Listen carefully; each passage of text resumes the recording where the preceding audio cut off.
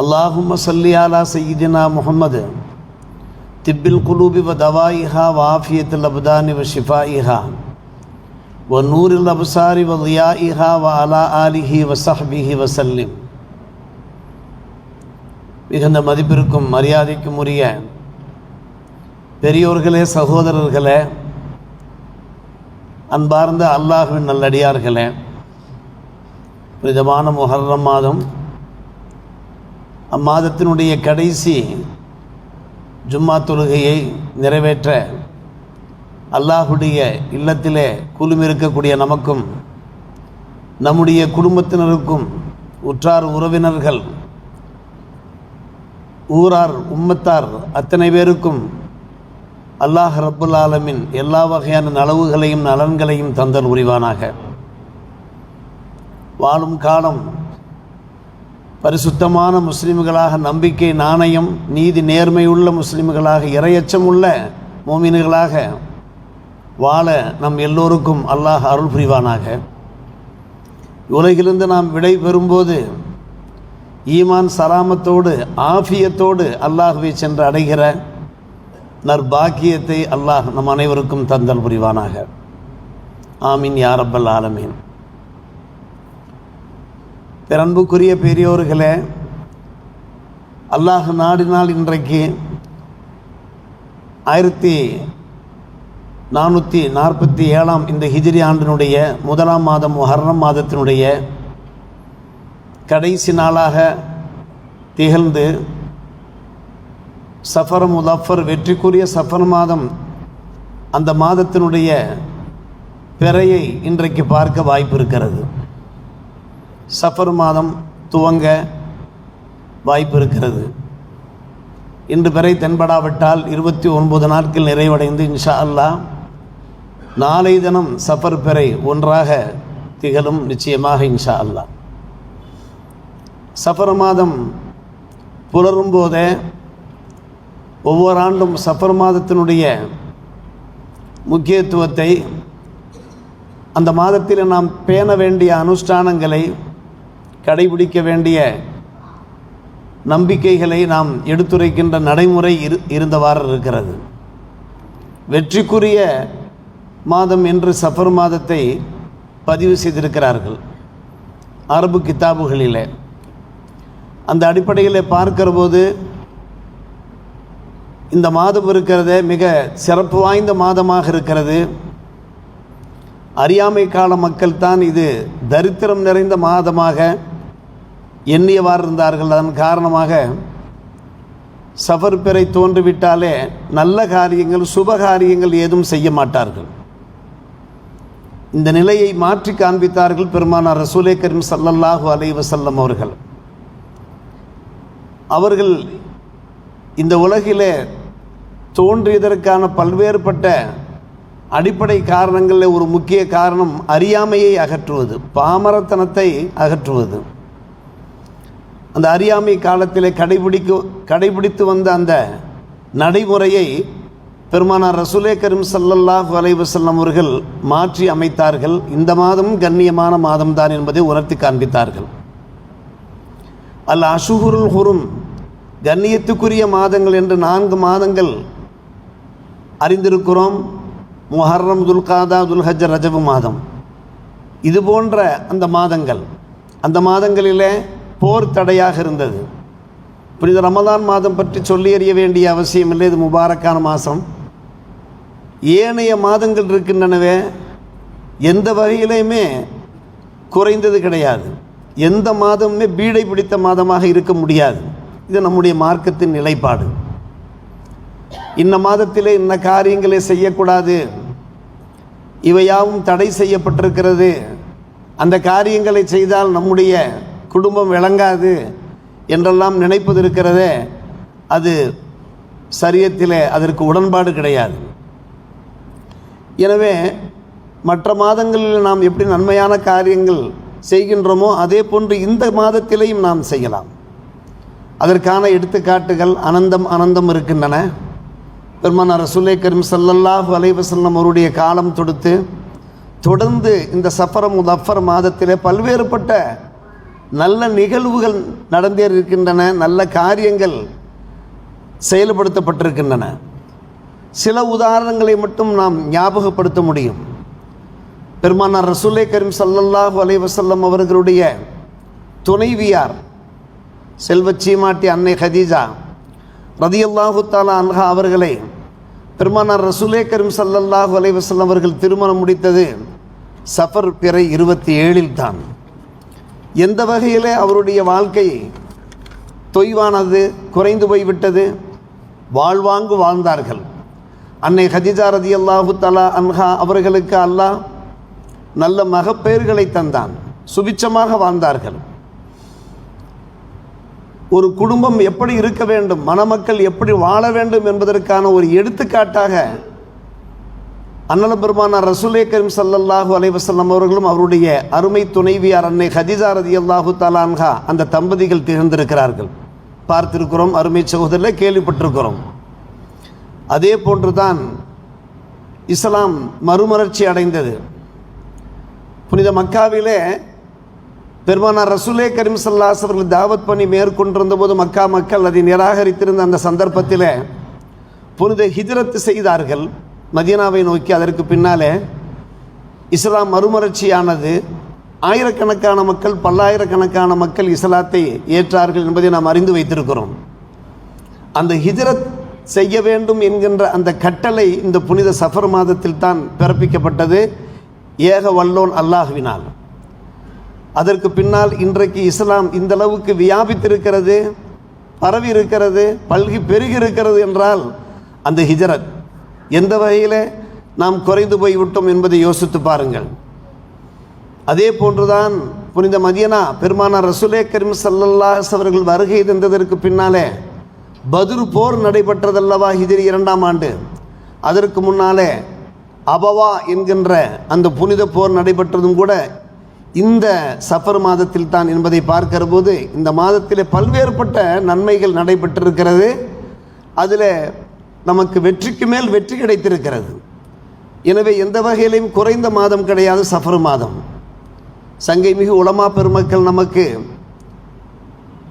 மனமேடைகளிலே ஞாபகப்படுத்துகிற ஒரு விஷயம்தான் அலி ஃபாத்திமா ரதியல்லாஹு தஆலா அன்ஹுமா அவர்களுக்கு திருமணம் நடைபெற்றதும் கூட ஹிஜ்ரி 2 இதே மாதத்தில் தான், சஃபர் மாதத்தில் தான் என்பதை நாம் பார்க்கிற போது நமக்கு எவ்வளவு மகிழ்ச்சி ஏற்படுகிறது. பன்னூற்றுக்கணக்கான மக்கள் சஃபர் மாதத்தில் இஸ்லாத்தை தழுவிருக்கிறார்கள். அவர்கள் மூலமாக இஸ்லாம் வலிமை பெற்றிருக்கிறது, பலம் பெற்றிருக்கிறது.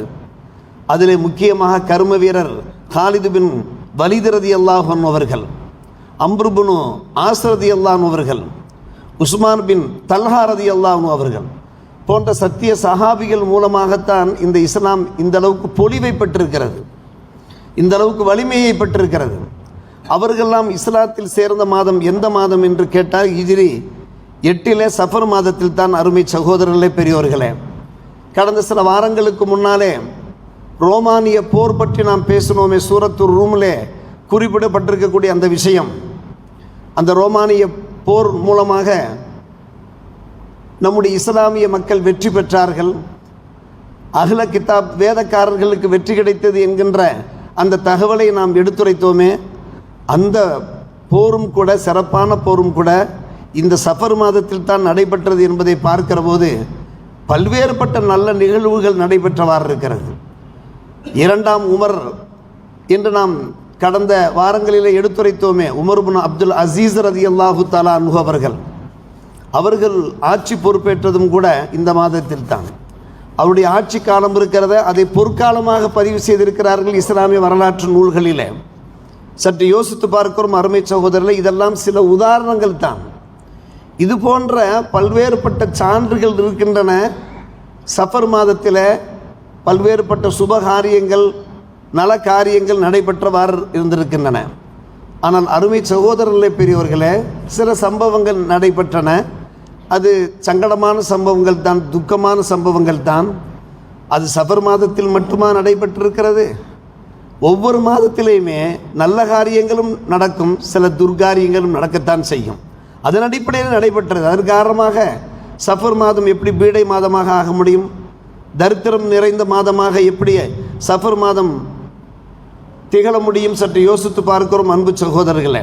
உதாரணமாக சிஃபின் போர் நடைபெற்றது சஃபர் மாதத்தில். ஹஜ்ரத் அலி முஆவியா ரலியல்லாஹு அன்ஹுமா அவர்களுக்கு இடையிலான ஒரு போர்க்களம். அது ஒரு சங்கடமான ஒரு விஷயம்தான். மற்ற மாதங்கள் நடைபெற்றது போன்ற ஒரு சங்கடமான ஒரு விஷயம் இந்த சஃபர். அதே போன்று தான் பிரபல்யமாக பேசுவார்கள் நம்முடைய இஸ்லாமிய பெருங்குடி மக்கள். சஃபர் மாதத்தினுடைய கடைசியிலே அந்த புதன்கிழமை அன்றைக்கு தான் பெருமானார் ரசூலே கரீம் ஸல்லல்லாஹு அலைஹி வஸல்லம் அவர்களை மரணப்படுக்கையில் ஆழ்த்திய வியாதி ஏற்பட்டது, ஜுரம் துவங்கியது. எனவே அதை ஒடுக்கத்து புதன் என்று குறிப்பிடுகிறார்கள். எனவே இந்த மாதம் சில பேர் தவறாக நம்பிக்கொண்டிருக்கிறார்கள். எனவே இந்த மாதம் அது துக்கமான மாதம், பீடை மாதம் என்றெல்லாம் பேசிக்கொண்டிருக்கிறார்கள் அருமை சகோதரர்களே, பெரியோர்களே. ஆனால் யோசித்து பார்க்கிறோம், அனைவரும் அல்லாஹ்வை சென்று அடைய வேண்டியவர்கள் தானே. இன்னக்க மையத்தும் இன்னகும் மையத்தும், நீரும் மரணிக்கப் போகிறாய். மக்கள் அனைவரும் அல்லாஹ்வை சென்று அடையத்தான் போகிறார்கள் என்று அல்லாஹ்வே உறுதியளித்து விட்டதற்கு பின்னாலே ஏதாவது ஒரு மாதத்தில் ஏதாவது ஒரு சம்பவம் நிகழத்தானே செய்யும். அதை வைத்து எப்படி சஃபர் மாதம் பீடை மாதம் என்று எடுத்துரைக்க முடியும்? இந்த சிந்தனை, இந்த ஞாபகம் நம்மிலே எவருக்கேனும் இருக்குமானால் அந்த சிந்தனையை அகற்றிவிட வேண்டும் அருமை சகோதரர்களே. காரணம், இதெல்லாம் ஐயாமுல் ஜாஹிலியத்திலே நம்பிக்கொண்டிருந்த அனாச்சாரமான கலாச்சாரங்கள். பெருமானார் ரசூலே கரீம் ஸல்லல்லாஹு அலைஹி வஸல்லம் அவர்கள் அரஃபாத் பேருரையிலே தெல்ல தெளிவான முறையிலே குறிப்பிட்டார்கள். நாம் பலமுறை பேசியிருக்கிறோம், கேட்டிருக்கிறோம். ஆம், இன்றிலிருந்து நான் உங்களுக்கு அறிவிப்பது என்னவென்று கேட்டால், அறியாமை காலத்தில் இருக்கக்கூடிய அத்தனை மூட பழக்க வழக்கங்களும் என்னுடைய காலுக்கு கீழே வைத்து மிதிக்கப்படுகின்றன என்றார்கள் நபிகள் நாயகம் ஸல்லல்லாஹு அலைஹி வஸல்லம் அவர்கள். அறியாமை காலத்திலே பல்வேறுபட்ட மூட நம்பிக்கைகள் இருந்தன. அந்த நம்பிக்கைகளை எல்லாம் பெருமானார் ரசூலே கரீம் ஸல்லல்லாஹு அலைஹி வஸல்லம் தகர்த்து எறிகிறார்கள். இஸ்லாமிய மக்களிடத்தில் அது போன்ற நம்பிக்கை இருக்கவே கூடாது. ஆனால் அல்லாஹுடைய நற்கிருபை என்றுதான் சொல்ல வேண்டும். ஒரு காலம் சஃபர் மாதத்தை ஒரேடியாக புறக்கணித்து கொண்டிருந்த நம்முடைய மக்கள், தாஜு ஷரியத் எஸ்ஆர் ஷம்சுல் ஹுதா ஹஜ்ரத் அவர்கள் சொல்லியது போன்று காலத்தின் கட்டாயம், நிர்பந்தம். இப்போது சஃபர் மாதத்தில் திருமண காரியங்கள் நடைபெற ஆரம்பித்திருக்கின்றன. மக்கள் விளங்க தலைப்பட்டிருக்கிறார்கள். என்ன காரணம்? சஃபர் மாதத்தில் தான் திருமணம் நடத்த வேண்டும் என்கிற நிலைமை உருவாகிவிட்டது. மாப்பிள்ளை அந்த மாதத்தில் தான் வந்து இறங்குகிறார். அவர் அடுத்து சில நாட்களில் ஒரு மாதத்தில் பயணம் புறப்பட்டாக வேண்டும். எனவே சஃபர் மாதத்தில் திருமணம் வைக்க வேண்டும், வீடு குடிபுகுத வேண்டும், கரக பிரவேசம் செய்ய வேண்டும் என்கின்ற காலத்தின் சூழ்நிலை அமைந்து விட்டது. இது அப்படியே பல்கி பெருக வேண்டும் என்று சொல்வார்கள் அருமை சகோதரர்களே.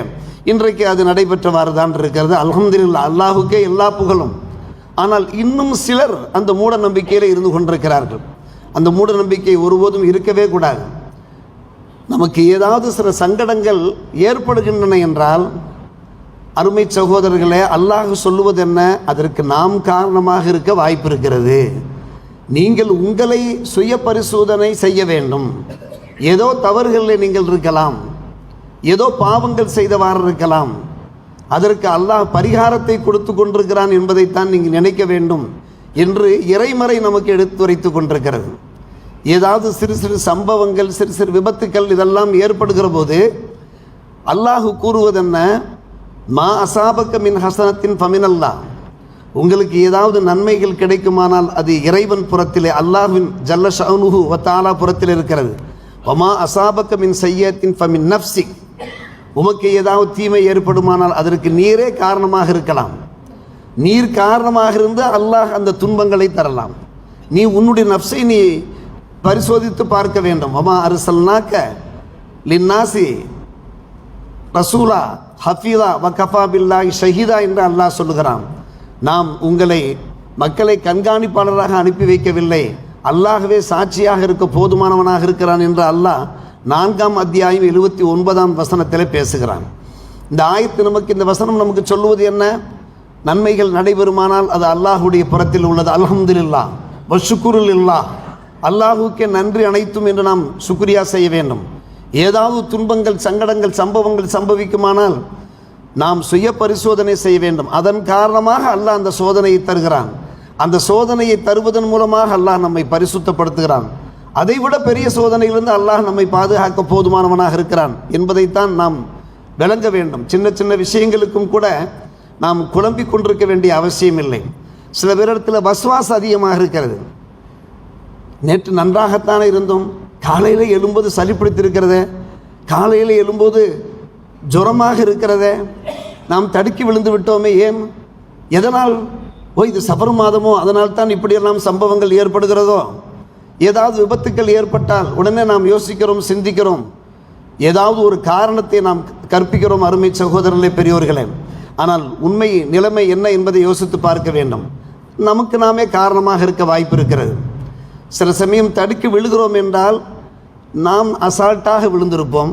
நாமே காரணமாக இருந்து கொண்டு வேறொன்றை யோசிப்பது அது நிச்சயமாக சரியாக இருக்க முடியாத. அருமை சகோதரர்களே, பெரியோர்களே, நம்முடைய அஜாக்கிரதை காரணமாக, நம்முடைய அலட்சியத்தின் காரணமாக எத்தனையோ காரியங்கள் நடக்கிற போது அதை ஒரு முசீபத்தாக, ஒரு பீடையாக நாம் எண்ணுகின்றோம் என்றால், அன்பு பெருமக்களே, அது அல்லாஹ் காரணமாக இருக்க முடியாது. நாம் மிகவும் கவனமாக, எச்சரிக்கையாக இருக்க வேண்டும். எல்லாவற்றுக்கும் மேலாக நாம் தெரிந்து கொள்ள வேண்டிய ஒரு விஷயம், எது சுன்னத்துக்களோ அந்த சுன்னத்துக்களை நல்ல முறையில் கடைபிடிக்க வேண்டும். எது பிதுஅத்துகளோ அந்த பிதுஅத்திலிருந்து ஒதுங்கி நிற்க வேண்டும். இறை கட்டளைகளை சரியான முறையில் நிறைவேற்றி இறை தூதர் பெருமானார் ரசூலே கரீம் ஸல்லல்லாஹு அலைஹி வஸல்லம் அந்த சுன்னத்துக்களை நல்ல முறையில் நாம் நிறைவேற்றி வந்தோம் என்றால் அல்லாஹ் ரப்புல் ஆலமீன் நம்மை காத்தருள போதுமானவனாக இருக்கிறான். சிறு சிறு சோதனைகள் வந்தாலும், துன்பங்கள் நிகழ்ந்தாலும் கூட, அன்பு சகோதரர்களே, பெரியோர்களே, அந்த துன்பங்களை அகற்றி நமக்கு சாந்தி சமாதானத்தை தந்து விடுவான். இந்த நம்பிக்கைக்கு நாம் வந்தாக வேண்டும். பலரும் நம்மிடத்திலே சொல்வார்கள், அதில் தொடர்ந்து ஏதாவது சோதனைகள் ஏற்பட்டு கொண்டே இருக்கிறது, ஏதாவது பிரச்சனைகள் வந்து கொண்டே இருக்கிறது, எனக்கு ஒரே குழப்பமாக இருக்கிறது. ஏன் சோதனைகள் ஏற்பட்டன? ஒரு நண்பர் நம்மிடத்தில் பேசி கொண்டிருந்தார். அவர் வட்டி கொடுக்கல் வாங்கல ஈடுபட்டிருக்கிறார். அவர் சேர்ந்திருக்கக்கூடிய அந்த கம்பெனி இருக்கிறதே, அது லாட்டரி கம்பெனியாக இருக்கிறது.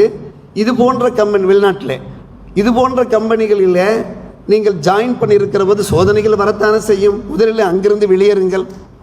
அதைவிட ஒரு நல்ல கம்பெனி, நமக்கு ஊதியம் அதைவிட குறைவாக இருந்தாலும் கூட அதிலிருந்து வெளியேறுங்கள் என்று நாம் சொல்கிறோம். அருமை சகோதரர்களே, அப்படியானால் ஏதாவது பிரச்சனைகள், குடும்பத்தில் ஏதாவது தொல்லைகள், துன்பங்கள் என்றால் இது போன்ற பின்னணி காரணங்கள், பின்புல காரணங்கள் இருக்க வாய்ப்பு இருக்கிறது. அந்த காரணங்களை நாம் ஆராய வேண்டும். அதே போன்று தான் நாம் முக்கியமாக சொல்ல வருவது என்ன, சுன்னத்துக்கள் நல்ல முறையில் கடைபிடிக்கப்பட வேண்டும். இப்போ உதாரணமாக ஜியாரத் நாம் செய்கிறோம். மருகும் தாஜு ஷரீத் எஸ்ஆர் சம்சுல் ஹஜ்ரத் அவர்கள் கௌசுல் ஆலமனுடைய அந்த மாதம் ரபியுல் ஆஹிர் மாதம் வருகிற போது ஷாகுல் அமீத் பாஷா ரஹ்மத்துல்லாஹி அலைஹி அவர்களுடைய அந்த நினைவேந்தல் நாள் வரும்போதெல்லாம் இங்கே பயான் வைத்து விடுவார்கள், பிரசங்கம் வைத்து விடுவார்கள். ஏன் பிரசங்கம் வைக்கிறார்கள் என்று கேட்டால், மக்கள் அவர்கள் நாகூருக்கும் அங்கும் இங்கும் செல்லக்கூடாது. சென்று அங்கே உருஸ் என்கின்ற பேரில் நிறைய அனாச்சாரங்கள் நடைபெற்றவாறு இருக்கிறது. அந்த அனாச்சாரங்களிலே நம்முடைய ஆண்கள், பெண்கள் அதிலே போய் கலந்து கொண்டு விடக்கூடாது. அந்த பிதுஅத்துகள் மார்க்கத்திலே வழிகேட்டிலே கொண்டு போய் சேர்க்கின்ற பிதுஅத்துல் புதுமைகள் இருக்கின்றன. அந்த புதுமைகளில் அவர்கள் கலந்து கொண்டு விடக்கூடாது என்பதற்காக வேண்டிய அவர்கள் பயான் ஏற்பாடு செய்து மக்களை ஒன்று சேர்த்தவாறு இருந்தார்கள் என்கிற தகவலெல்லாம் அன்பான பெருமக்களே, இதோ நம்மிலே மூத்தவர்கள், பெரியவர்கள் இருக்கிறார்கள் அல்லவா, அவர்களுக்கு இந்த உண்மை தெரியும். நாம் பார்க்கிறோம் அருமை சகோதரர்களே, பல இடங்களிலே பார்க்கிறோம், அங்கே மகான்மார்கள் அடக்கம் பெற்றிருக்கிறார்கள். அந்த இடங்களை கொண்டாடுகிறார்கள். அங்கே பாட்டு கச்சேரிகள் வைக்கிறார்கள், டான்ஸ் வைக்கிறார்கள், என்னென்னவோ நடக்கிறது, கன்றாவிகளாக இருக்கிறது. இது போன்ற பிதுஅத்தலின் நபிகள் நாயகம் ஸல்லல்லாஹு அலைஹி வஸல்லம் ஆதரித்திருக்கிறார்களா? சத்திய சஹாபிகள் அதை ஆமோதித்திருக்கிறார்களா? நல்லோர்கள், பெரியோர்கள் இவ்வாறு செய்திருக்கிறார்களா? யோசித்து பார்க்க வேண்டும். அருமை சகோதரர், நாம் அதிலே கலந்து கொள்ளக்கூடாது, ஒருபோதும் கலந்து கொள்ளக்கூடாது. எது சுன்னத்தோ அதை நாம் நடைமுறைப்படுத்தலாம். இதோ நம்முடைய மக்பராவிலேயே ஒரு பெரிய மகான் அடங்கியிருக்கிறார்கள். நாம் சலாம் சொல்லுகிறோம், அஸ்ஸலாமு அலைக்கும் தாரக்கும் முஃமினின், அந்த போர்டு இருக்கிறது, அதை பார்த்து சலாம் சொல்லி அவர்களுக்காக நாம் துவா செய்கின்றோமே, இது மார்க்கத்தில் வரவேற்புக்குரிய விஷயம் மட்டுமல்ல, குர்ஆன் ஹதீஸில் ஆதரிக்கப்பட்டிருக்கிற, அங்கீகரிக்கப்பட்டிருக்கிற ஒரு விஷயமாக இருக்கிறது. இது போன்ற எத்தனையோ சம்பவங்கள் அருமை சகோதரர்களே, பெரியோர்களே, நம்முடைய இஸ்லாமிய மக்களிடத்தில் சில மூட நம்பிக்கைகள் இருக்கின்றன. உலமாக்கிடத்திலே நாம் கேட்டு தெரிய வேண்டும், இது மார்க்கத்திற்கு உடன்பாடானதா முரண்பாடானதா? உடன்பாடானது என்றால் நாம் அதை செயல்படுத்தலாம், முரண்பாடானது என்றால் அது பித்அத்தல் ஹலாலா. அந்த புதுமையை நாம் ஒருபோதும் செய்யவே கூடாது.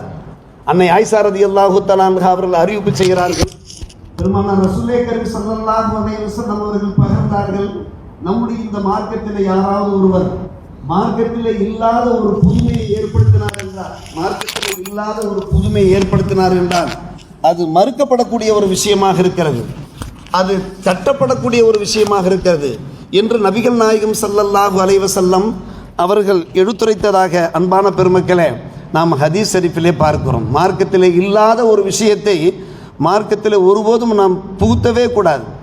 முக்கியமாக என்னவென்று கேட்டால், ஒருவன் ஒரு பாவம் செய்தால் கூட அந்த பாவத்தை விட மோசமானது மார்க்கத்தில் இல்லாத புதுமையை புகுத்துவது, பித்அத்தில் ஈடுபடுவது.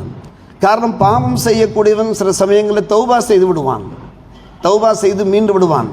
ஆனால் பித்அத்தில் ஈடுபடக்கூடியவர்கள் தொடர்ந்து பித்அத்தில் இருந்து கொண்டே இருப்பார்கள், மார்க்கத்தில் இல்லாத ஒரு பழக்க வழக்கங்களில் இருந்து கொண்டே இருப்பார்கள். எப்போது அவர்கள் தௌபா செய்ய? அருமை சகோதரர்களை பெரியோர்களே, மார்க்கத்தில் இல்லாத பித்அத்தில் ஈடுபட, இன்னும் சொல்ல போனால் ஒரு ஆபத்தான ஒரு விஷயம், பித்அத்துகளில் ஈடுபடுகிற போது சுன்னத்துகள் அங்கே நம்மை விட்டு விடுபட்டு போகிறது, நம்மை விட்டு விலகி போகிறது. அல்லாஹ் ரப்பல் ஆலமீன் என்ன கூறுகிறான்? சற்று யோசிங்கள். அல்லாஹ் ரப்பல் ஆலமீன் என்ன கூறுகிறான்? வமா ஆத்தாக்குமுர் ரசூலு ஃபஹுதூஹு வமா நஹாக்கும் அன்ஹு ஃபன்தஹு. ரசூல் நாயகம் உங்களுக்கு எதை கொண்டு வந்தார்களோ அதை நீங்கள் இருக்க பற்றி பிடித்து கொள்ளுங்கள், எதை செய்ய வேண்டாம் என்று தடுத்தார்களோ அதிலிருந்து விலகி நில்லுங்கள். அப்போ ரசூல் நாயகம் சொன்னதைத்தானே நாம் செய்ய முடியும். கபர்களில் சென்று சஜிதா செய்ய சொன்னார்களா பெருமானார் ரசூலே கரீம் ஸல்லல்லாஹு அலைஹி அவர்கள்? சஜிதா செய்யலாமா? ஒருபோதும் செய்யக்கூடாது.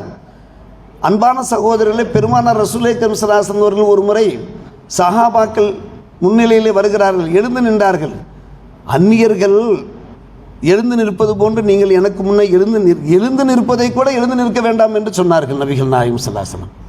சில சஹாபிகள் பர்மிஷன் கேட்டார்கள், யா ரசூலல்லாஹ், நாங்கள் அந்நிய நாடுகளுக்கு நாங்கள் சென்றோம், அங்கே இருக்கக்கூடிய மன்னர்களுக்கும் தலைவர்களுக்கும் சரஷ்டாங்கம் செய்கிறார்கள், சஜிதா செய்கிறார்கள், உங்களுக்கும் நாங்கள் சரஷ்டாங்கம் செய்யலாமா, சஜிதா செய்யலாமா என்று கேட்டார்கள். கூடவே கூடாது, சஜிதா என்பது அல்லாஹுக்கு மட்டுமே சொந்தம். பெருமானார் ரசூலே கரீம் ஸல்லல்லாஹு அலைஹி அவர்கள் அங்கே ஆணித்தரமாக எடுத்துரைத்து விட்டார்கள். அவர்கள் தன்னை ஒரு அடியார் என்று சொல்லுவதையே விரும்பினார்கள். தங்களை ஒரு மாமன்னர் என்றோ பெரிய மடாதிபதி போன்றோ அவர்கள் தங்களை சித்தரிக்க வேண்டும் என்று ஒருபோதும் அவர்கள் விரும்பவே கிடையாது. நான் அல்லாஹ்வுடைய அடியாராக இருக்கிறேன், அல்லாஹ்வுடைய தூதராக இருக்கிறேன் என்று ஒன்றுமே சொன்னார்கள். எனவே அவர்களுக்கே சஜிதா செய்ய மறுத்து விட்ட போது சற்று யோசியுங்கள் அன்பான சகோதரர்களே பெரியோர்களே, எப்படி நாம் கபர்களுக்கு சென்று நாம் சஜிதா செய்யலாம்? அது ஒருபோதும் ஏற்கப்படாத ஒரு விஷயம். எனவே நாம் என்ன செய்ய வேண்டும்?